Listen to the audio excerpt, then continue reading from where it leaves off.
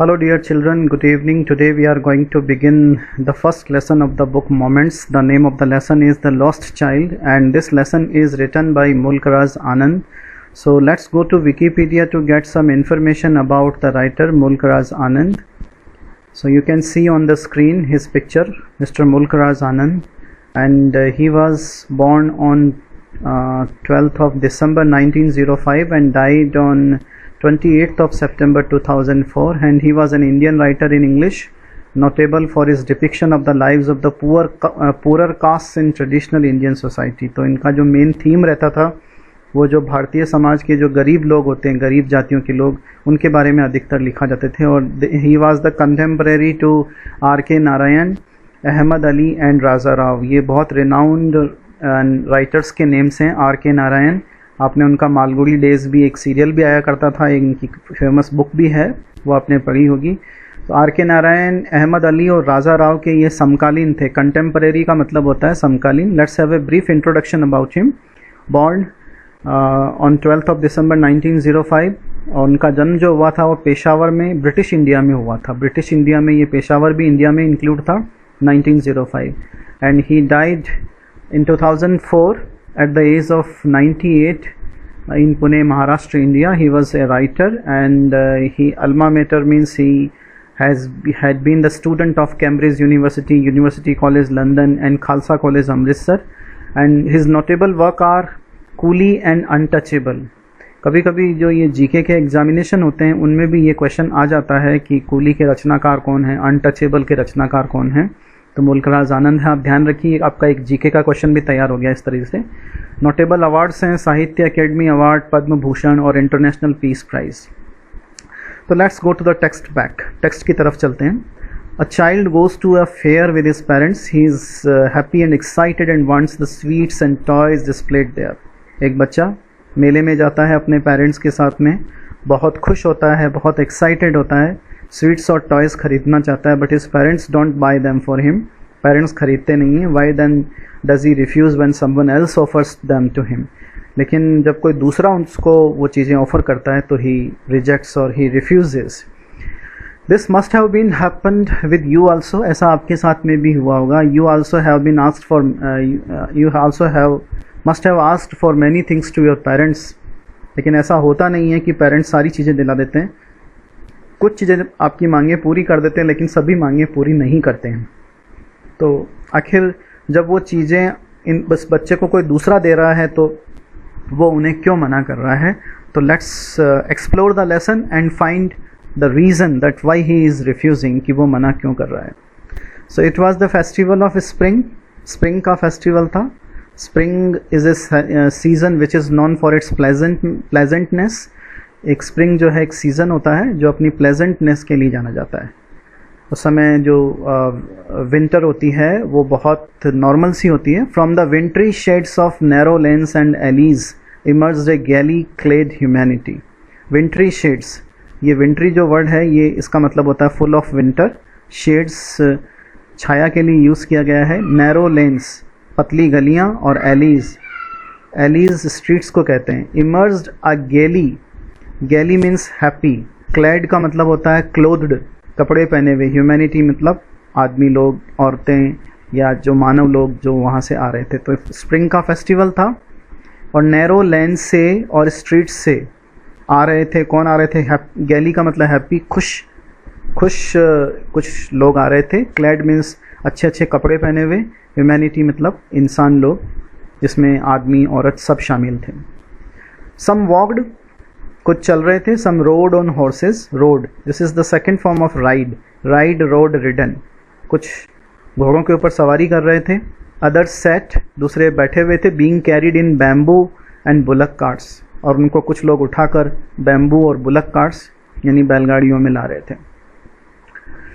One little boy ran between his father's legs brimming over with life and laughter. Brimming over का मतलब होता है फुल्ड of. एक छोटा सा बच्चा जो अपने पिता हैं उन पिता के लेग्स के बीच में से दिखाई दे रहा था, यानी बहुत हाइट में छोटा था. तो दूर से अगर आप देखेंगे तो वो अपने पिता के लेग्स के पीछे चलता हुआ महसूस हो रहा था. ही वॉज ब्रिमिंग ओवर, पीछे भी हो सकता है, आगे भी हो सकता है. Brimming over means full of happiness with life and laughter, और खूब खुशी से he was full of happiness, he was full of laughter. Come child come, called his parents as he lagged behind, fascinated by the toys in the shops that lined the way. This was the reason of his happiness, toys. वो खिलौनों को देख के बहुत खुश हो रहा था, बहुत एक्साइटेड हो रहा था. And his parents were calling, इधर आओ बेटा इधर आओ, as he lagged behind. Lagged behind means पीछे छूट जाना. Fascinated, fascinated means attracted. He was attracted by the toys in the shops that lined the way. जो shops रास्ते के एक तरफ लगी हुई थी. Lined the way का मतलब रास्ते के एक तरफ लगी हुई थी. Fascinate से इसी से नाउन बनती है fascination. Fascination एक नाउन बनती है. He hurried towards his parents. वो फिर जल्दी से भाग के अपने पेरेंट्स के पास में आता. His feet obedient to their call. It means to say he used to obey them. जैसे जैसे वो बोलते वैसे वैसे उनके पीछे चलता. His eyes still lingering on the receding toys. Lingering on का मतलब delaying on. Delaying on का मतलब चिपक जाना. उसकी आंखें अभी भी चिपकी हुई थी on the receding toys. Receding means going back. जो आगे चल रहा था तो खिलौने जो है पीछे छूटते जा रहे थे. Receding means going back. पीछे छूटते हुए खिलौनों के ऊपर उसकी नज़रें गड़ी हुई थी. As he came to where they had stopped to wait for him, he could not suppress the desire of his heart, even though he well knew the old cold stare of refusal in their eyes. और एक जगह आकर वो रुक गया. He could not suppress his desire. Suppress का मतलब दबाना. वो अपनी इच्छा को दबा नहीं पाया. वो जानता था कि his parents definitely would refuse, कि उसके मम्मी पापा जो है उसके लिए मना कर देंगे और उसकी तरफ घूर कर देखेंगे. स्टेयर का मतलब होता है घूर के देखना, कि वैसे ही उसके मम्मी पापा उसकी तरफ घूर के देखेंगे अगर उसने किसी चीज़ की डिमांड की. रिफ्यूज़ल का मतलब होता है इनकार. लेकिन ये सब जानने के बाद भी उसने कहा आई वॉन्ट दैट टॉय, मुझे वो खिलौना चाहिए. He pleaded mean asked for. उसने कहा. His father looked at him. उसके फादर ने उसकी तरफ देखा.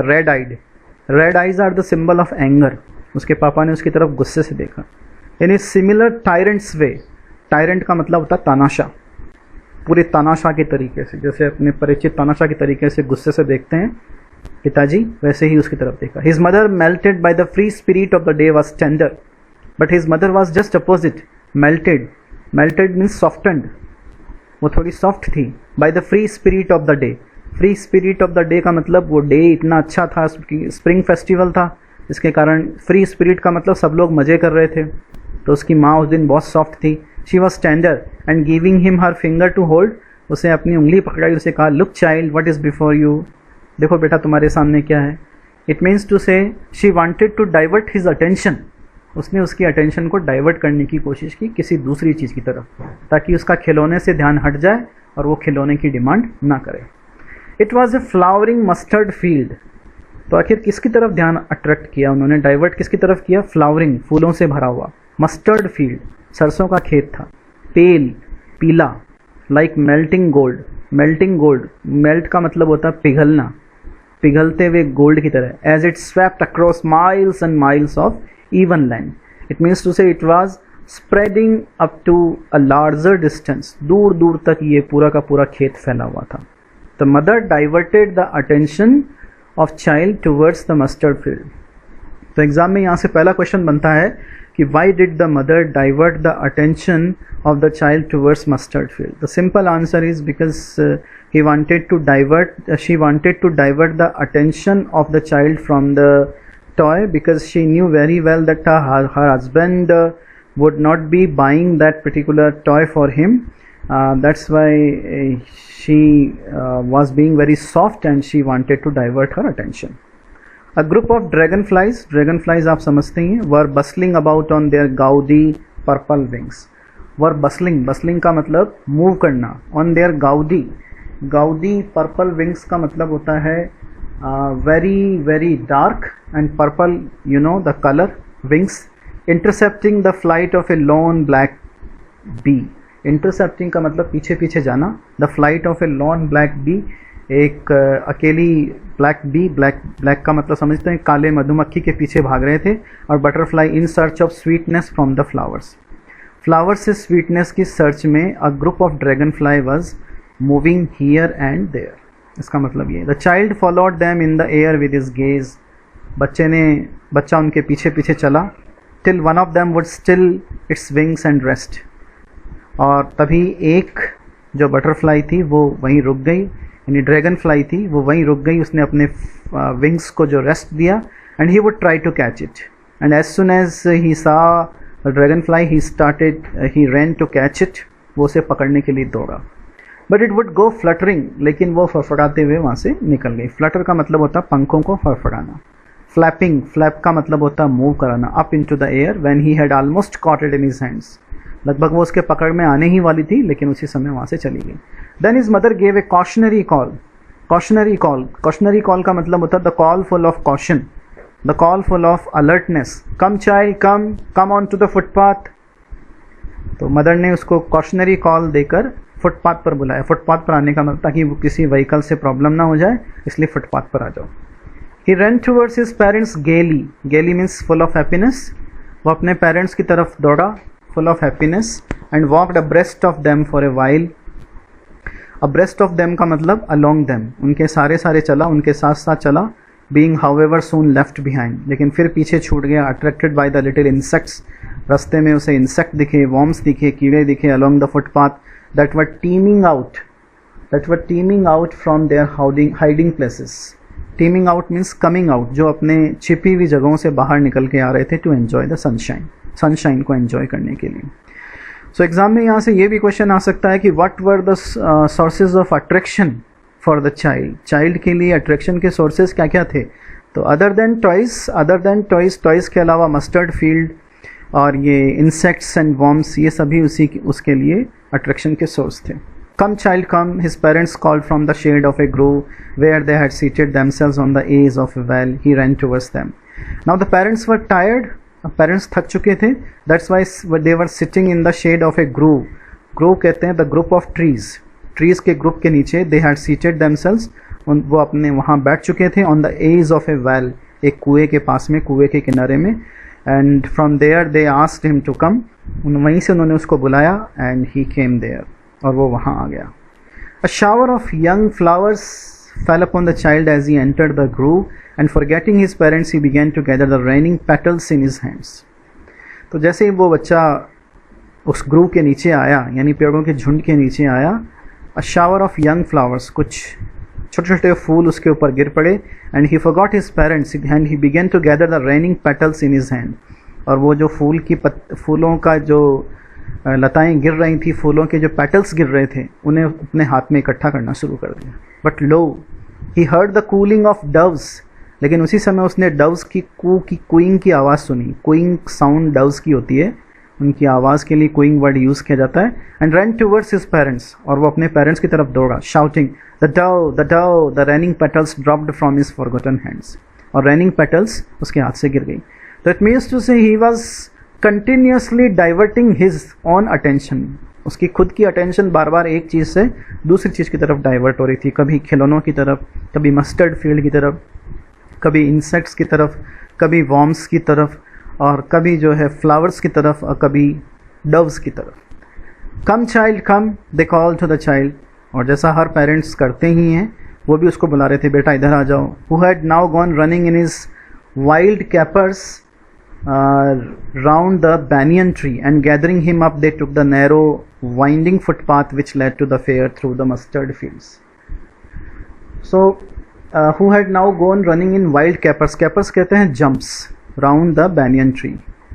अब बच्चा जो है wild capers मतलब जंगल के जो jumps means breakers, banyan tree के पास में जो ऊंची ऊंची जगह थी वहाँ पर वो रनिंग कर रहा था। And gathering him up they took the narrow, और वहीं से उन्होंने एक नैरो, वाइंडिंग मीन्स मूविंग, घूमता हुआ फुटपाथ लिया, जो कि अब मस्टर्ड फील्ड से होकर फेयर की तरफ जा रहा था। तो where were they actually going, they were actually going to the fair, fair में जा रहे थे, मेले में जा रहे थे सभी लोग। तो यहीं से उन्होंने जो मस्टर्ड फील्ड से यहीं से टर्न लिया और उसकी तरफ चले गए। As they neared the village the child could see many other footpaths full of throngs converging to the whirlpool of the fair, and felt at once repelled and fascinated by the confusion of the world he was entering. As they neared the village, जैसे ही वो उस गांव के पास में पहुंचे जहां मेला लगा हुआ था, the child could see many other footpaths, उस बच्चे को बहुत सारे फुटपाथ्स का मतलब पगडंडियां दिखाई दी। full of throngs का मतलब थ्रॉन्ग कहते हैं क्राउड को, भीड़ से भरे हुए, लोगों से भरे हुए। Converging to the whirlpool of the fair. Whirlpool of the fair का मतलब फेयर का जो बहुत बड़ा जमावड़ा था, उसमें बहुत सारे लोग शामिल थे। वर्लपूल इसलिए कहा गया है कि अलग अलग वेव्स की तरह लोग इकट्ठे थे। Converging means meeting to the whirlpool of the fair. Converging का मतलब मीटिंग एट वन पॉइंट। तो बहुत सारे वहाँ से फुटपाथ्स निकल रहे थे, लेकिन सभी के सभी उस वर्लपूल ऑफ द फेयर में जाकर मिल रहे थे। तो how did it affect the child? Child पर इसका क्या असर पड़ा? He felt at once repelled. Repelled means confused, pushed back. उसे लगा उसे वापस चले जाना चाहिए। And fascinated by the confusion of the world. लेकिन वो थोड़ा सा अट्रैक्ट भी हुआ उस कन्फ्यूजन की तरफ, किस तरफ से जाए किस तरफ से नहीं जाए। तो क्या बच्चा अपना रास्ता भटक चुका था? Was he not with his parents? क्या वो अपने पेरेंट्स के साथ में नहीं था? यहाँ से कुछ लाइन्स तो इसी तरफ इशारा कर रही हैं कि he was repelled and fascinated by the confusion of the world he was entering. Let's see. A sweetmeat seller hawked. एक मिठाई वाला आया, gulab jamun, rasgulla, barfi, jalebi at the corner of the entrance. मेले के एंट्रेंस पे चिल्ला रहा था। And a crowd pressed around his counter. और एक पूरी भीड़ उसके काउंटर की चारों तरफ बुरी तरह से आ रही थी। At the foot of an architecture of many coloured sweets decorated with leaves of silver and gold. तो बहुत सारी वहाँ पे अलग अलग प्रकार की मिठाइयाँ पड़ी हुई थी, जिनके ऊपर सिल्वर और गोल्ड की परत लगी हुई थी। सिल्वर और गोल्ड की परत लगी हुई थी, तो मिठाइयाँ बहुत अट्रैक्टिव थी। The child stared open eyed and his mouth watered for the burfi that was his favourite sweet. तो बच्चा जो है, जैसे उसने बर्फ़ी देखी, उसका माउथ वाटरिंग शुरू हो गई, मुंह में पानी आ गया। And he immediately said, I want that barfi. मुझे वो बर्फ़ी चाहिए। He slowly murmured, but he half knew as he begged that his plea would not be heeded because his parents would say he was greedy। लेकिन उसे मालूम था कि उसकी इस प्ली का मतलब होता है प्रेयर। इस प्रेयर का कोई मतलब नहीं होगा। Would not be heeded. Heeded का मतलब रिस्पेक्टेड, यानी उसकी तरफ कोई भी ध्यान नहीं देगा। Because his parents would say, क्योंकि उसके पेरेंट्स बोलेंगे बहुत लालची हो गया है। So without waiting for answer he moved on. इसलिए बिना किसी इंतजार के वो वहाँ से चला गया। So this was the reaction of the child when he saw the sweetmeat seller. Then came a flower seller hawked. Till now we do not know whether he was separated from his parents. अभी तक हमें ये मालूम नहीं है कि वो अपने पेरेंट्स से क्या अलग हो गया है। Although we have got the hint, हालांकि हमें हिंट मिल चुका है। ये जो लाइन्स हैं, ये लाइन्स इस तरफ इशारा कर रही हैं कि he was separated from his parents, कि वो अपने पेरेंट्स से अलग हो चुका है। Now the next attraction source is flower seller. A garland of gulmohar, a garland of gulmohar. Garland कहते हैं माला को, गुलमोहर की माला। He was crying. The child seemed irresistibly drawn. Irresistibly means which cannot be controlled. बच्चा उसकी तरफ भी खींचा चला गया, उस माला की तरफ। He went towards the basket where the flowers lay heaped and half murmured, I want that garland. मुझे ये माला चाहिए। But he well knew his parents would refuse to buy him. लेकिन उसे मालूम था कि उसके पेरेंट्स रिफ्यूज़ कर देंगे उसे खरीदने से। Because they would say they were cheap, क्योंकि वो कहेंगे ये बहुत सस्ती हैं, यानी बेकार सी हैं। चीप का मतलब बेकार सी हैं। So without waiting for an answer he moved on. तो आप ये जो स्टोरी चल रही है, इसको आप अपनी लाइफ से भी रिलेट कर सकते हैं। When you go to fair with your parents, जब आप मेले में अपने पेरेंट्स के साथ में जाते हैं, तो you ask for many things, you demand for many things. आपके पेरेंट्स को भी आप बड़ी सारी चीज़ों की डिमांड करते हैं, तो क्या वो सभी चीज़ें दिलाते हैं? नो, नेवर, कभी नहीं दिलाते हैं। और वो भी अलग अलग प्रकार के एक्सक्यूज़ेस देते हैं। तो हो सकता है इनमें से कोई एक्सक्यूज़ आपको भी लगे कि हाँ, ये तो एक्सक्यूज़ मेरे पेरेंट्स भी देते हैं कि ये तो बेकार सी है, गंदी सी है, या फिर बहुत महंगी है, या फिर तुम बहुत ग्रीडी हो गए हो, बहुत शैतानी करने लग गए हो, हर चीज़ तुम्हें चाहिए। इस तरह के कई एक्सक्यूज़ेस। देन नेक्स्ट आगे क्या अट्रैक्शन का सोर्स आता है? A man stood holding a pole with yellow, red, green and purple balloons flying from it. Now the next source of attraction was yellow, red, green and purple balloons. Balloons उसके attraction के source थे। The child was simply carried away by the rainbow glory of their silken colors and he was filled with an overwhelming desire to possess them all. He was carried away. Carried away means very much attracted. बच्चा बुरी तरह से attract हो गया, बह गया पूरी तरह से अट्रैक्शन में। रेनबो ग्लोरी, रेनबो ग्लोरी इसलिए बोला गया है because they were of all 7 rainbow colors. And he was filled with an overwhelming desire. Overwhelming desire कहते हैं the desire which cannot be controlled. To possess, possess का मतलब to have, वो सब खरीदना चाह रहा था. ये damn word जो है balloons के लिए आया. But he well knew his parents would never buy him. उसे मालूम था उसके पेरेंट्स उसके लिए कभी नहीं खरीदेंगे. Because they would say he was too old to play with such toys. कि वो तो इतना बड़ा हो चुका, अब ये खिलौने उसके लिए थोड़ी बचे हैं, अब वो खिलौने से खेलने की उसकी उम्र है. सो ही वॉकड ऑन फर्दर, इसलिए वो चला गया. अब आपको इसमें ये ध्यान रखना है कि यहाँ से कई क्वेश्चन उठेंगे कि what did the child think when he wanted to ask for the barfi? What was the child's reaction when he wanted to buy some flowers?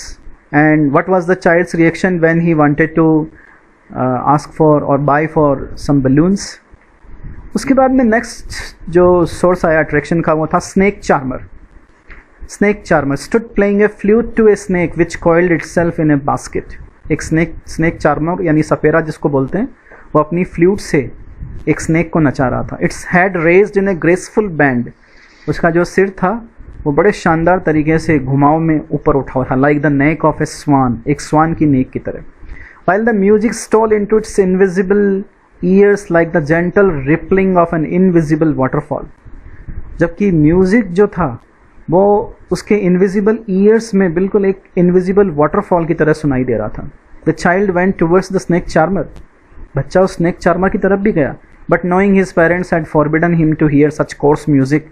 Course music means rough music, लेकिन वो जानता था कि उसके parents ने ऐसा rough music सुनने से मना किया है. सो ही प्रोसीडेड फर्दर. तो every paragraph makes a question. Her paragraph से एक क्वेश्चन उठता है. क्या क्या पेरेंट्स के पास में एक्सक्यूजेज थे विच द चाइल्ड न्यू. तो you should be ready for these questions. There was a roundabout in full swing. Roundabout is a kind of swing. Roundabout एक प्रकार का झूला है, पूरे स्विंग में चल रहा था. Man, women, children carried away in A whirling motion.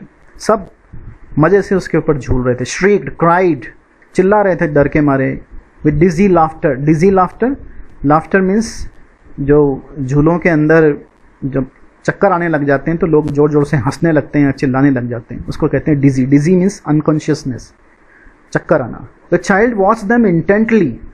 बच्चे ने उन्हें बड़े ध्यान से देखा. And then he made a bold request. तब उसने अगली रिक्वेस्ट की. I want to go on the roundabout please father mother. मुझे उस राउंड अबाउट में जाना है mummy papa. There was no reply.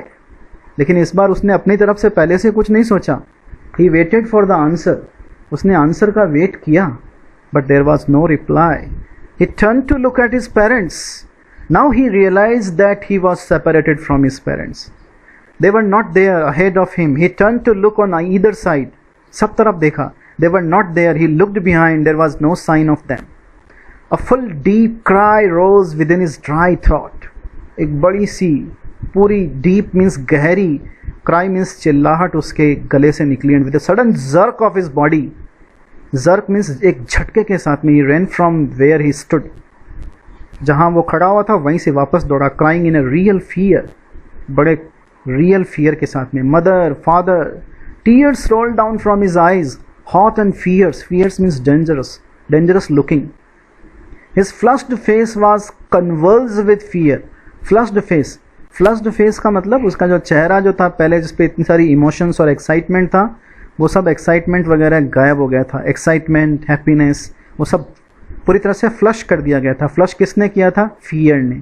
Was conversed. Converse का मतलब होता है to disturb.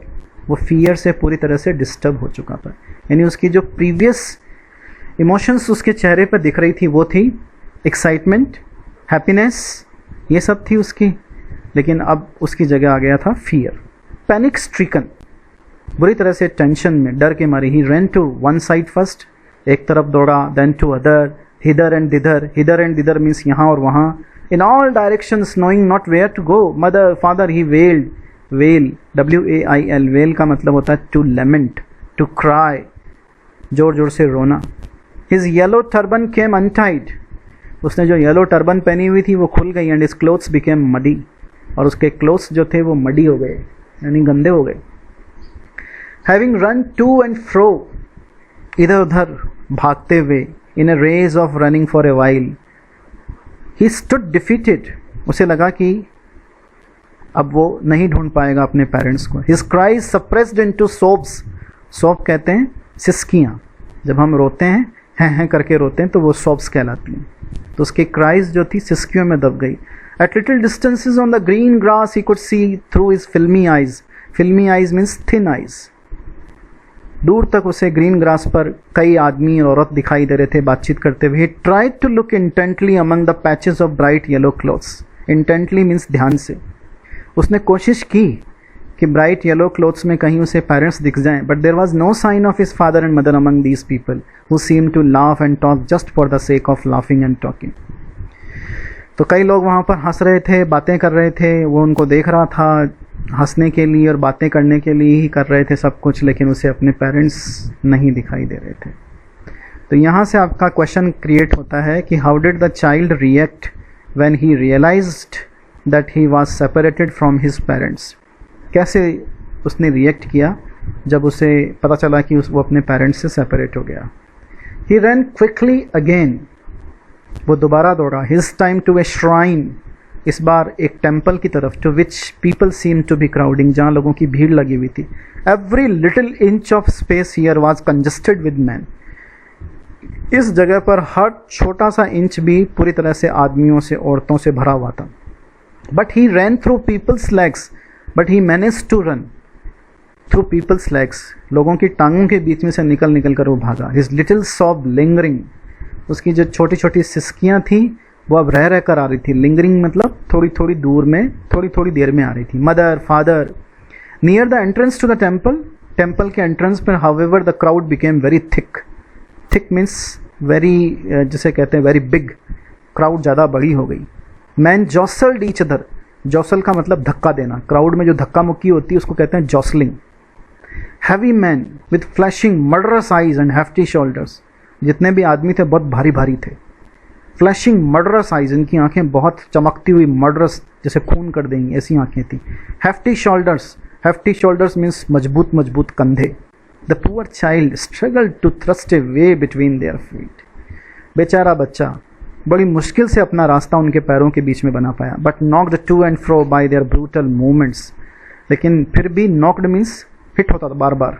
To and fro, इधर उधर. Bye their brutal movements. Brutal movements means movements which were very wild.